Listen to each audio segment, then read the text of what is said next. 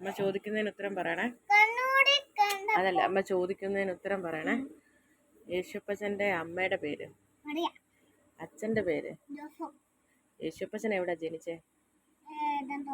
യേശുപ്പച്ചൻ എവിടെ ജനിച്ചേ? യേശുപ്പച്ചൻ എവിടെ മരിച്ചേ? ആദ്യ മാതാപിതാക്കൾ ആരൊക്കെയായിരുന്നു? അവരുടെ വീട് എവിടെ ആയിരുന്നു? ആരാ പെട്ടകം ഉണ്ടാക്കിയേ? ആ പെട്ടകത്തിൽ എത്ര പേര് രക്ഷപ്പെട്ട്? പെട്ടകം വേണം. അതിനകത്ത് എത്ര പേര് രക്ഷപ്പെട്ടു? അതിനകത്ത് എത്ര പേര് രക്ഷപ്പെട്ടെ? ആ പെട്ടകത്തിൽ അല്പജനം എന്ന് വെച്ചാൽ 8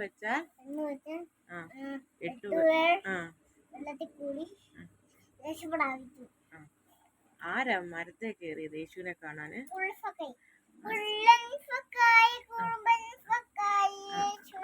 ആ സക്കായി കയറിയ മരത്തിന്റെ പേരെന്നാ?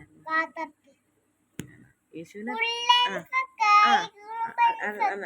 യേശുവിനെ തള്ളിപ്പറഞ്ഞതാരാ? തള്ളിപ്പറഞ്ഞതാരാ?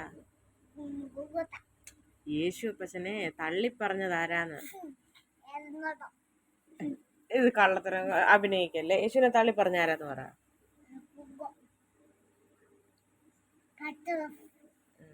യേശുവിനെ ഒറ്റിക്കൊടുത്തതാരാ? അപ്പൊ അറിയാൻ പാടില്ല അതിനട്ടെ, കള്ളം പറയാ അല്ലേ.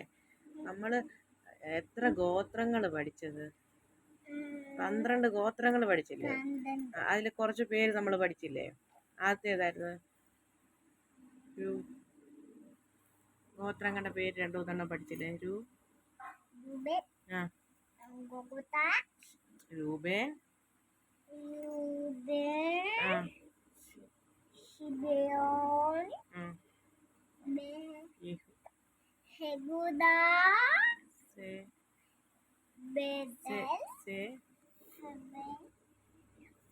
സെബുലൂന്. നേരെ ഇരിക്കേ, നേരെ ഇരിപ്പാ, ചോദിക്കട്ടെ. പിന്നെ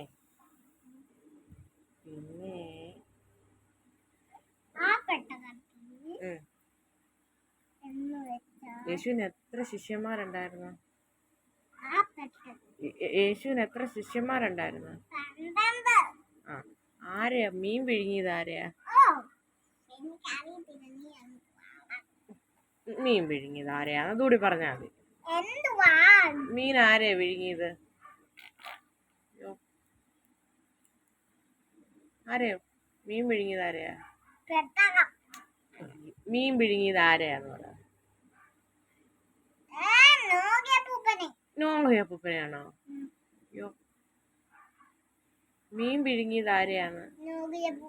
അത് പെട്ടകം പണിതല്ലേ നോഹയപ്പൂപ്പൻ. അപ്പൊ മീൻ വിഴുങ്ങിയത് ആരെയാ?